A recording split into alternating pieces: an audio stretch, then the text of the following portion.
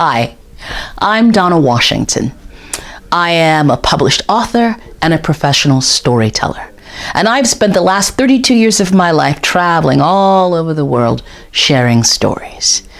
And up until recently, the only way to get a story set was to have me come and visit you. But we have started venturing into the virtual world. And so I do have some stories, actually quite a lot of them, that are recorded. And so that you could actually get story sets that would be crafted for you, sent to you, and you would be able to share them with your patrons or your students or your families. Here is a short sampling of some of the kinds of stories that you could get. So you could get a sense of what we're doing. Enjoy.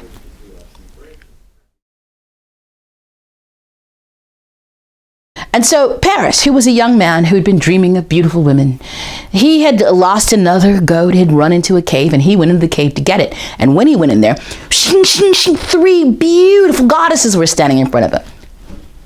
Just imagine. Whew! Wow! He said, ladies, and he bowed, and here I handed him the golden apple and said, this is for the fairest of us 3. You must choose which of us to give it to. Now here's the thing. They were not asking him to figure out who to give it to based on looks. No. They bribed him.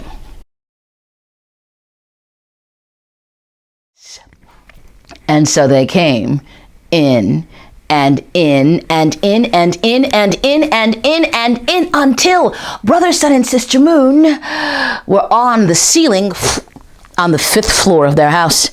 And Brother Sun called out, okay, everyone, there's chairs and food. And Brother Water called out, wait a minute. We are not all in here yet. And Brother Sun said, well, then come in. There's chairs and food. What did Brother Water ask him? Are you sure? What did Brother Sun say? Yes. Teeny, tiny ghost. Not scary. And this teeny, tiny ghost wanted to grow. But the only way a teeny, tiny ghost can grow is if it can scare someone. And teeny, tiny ghosts, they cannot scare anybody. They walk up to you and they say, boo! And that is not scary. So he got an idea. He thought, how can I scare people? Oh, I know what I will do. I will find some place to hide, and then I will scare them, and they will not see me. And because they cannot see that I am not scary, they will think I am scary. Now that might sound silly, but how many of you have ever woken up in the middle of the night and you heard a sound and you didn't know what it was, and that's why it was scary? Book. Now I will bet that some of you have favorite books. And in fact, let me see if I can guess them. I want you to either yell really loud or I want you to think really hard. All right? And I'm going to see if I can pick up some of them. Favorite book. Do I hear any Magic Treehouse? Magic Treehouse? Keep thinking. I'm going to work it out here. Favorite book. Do I see any... Oh, Boxcar Children just came through. Boxcar Children out there? Any Boxcar Children? All right. Let me keep going. Oh. The Dork Diaries. The Dork Diaries? And that wasn't you? Okay, but I'm getting there.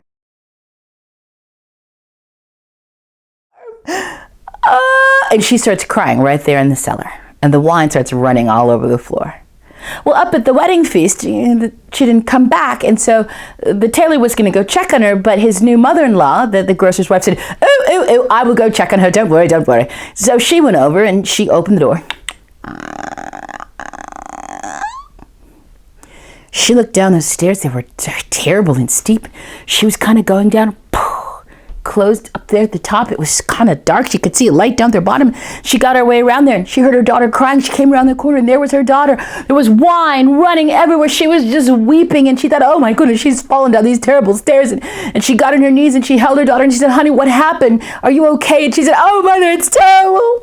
What if after the tailor and I have been married for a year, we have a son, and we name him, say it with me, Bastianello. And what if one day he's playing up there at the top of those stairs and he falls down these horrible stairs and breaks his poor arm? And her mother said, oh, that's terrible.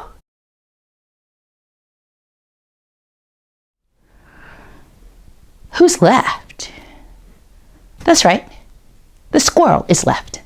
He was at home all morning waiting for biscuits. He saw brother go out and sis go out and pa go out and ma go out. Nobody had come home yet and there were no biscuits. Well, he decided he better go find everybody. He went down the road singing that song everybody had been singing all morning. He went down the road singing that song 3 times. Sing it with me. Here we go.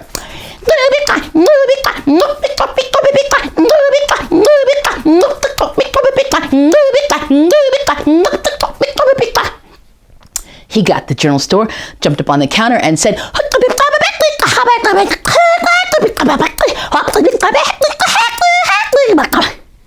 and it's a good thing that the general store manager knew how to speak squirrel. Thank you so much for sharing some little story snippets with me.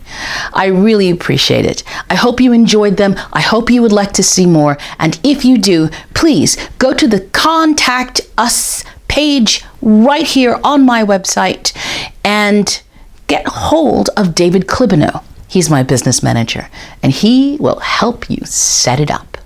Thank you so much. If I can't see you in person, at least I could see you virtually.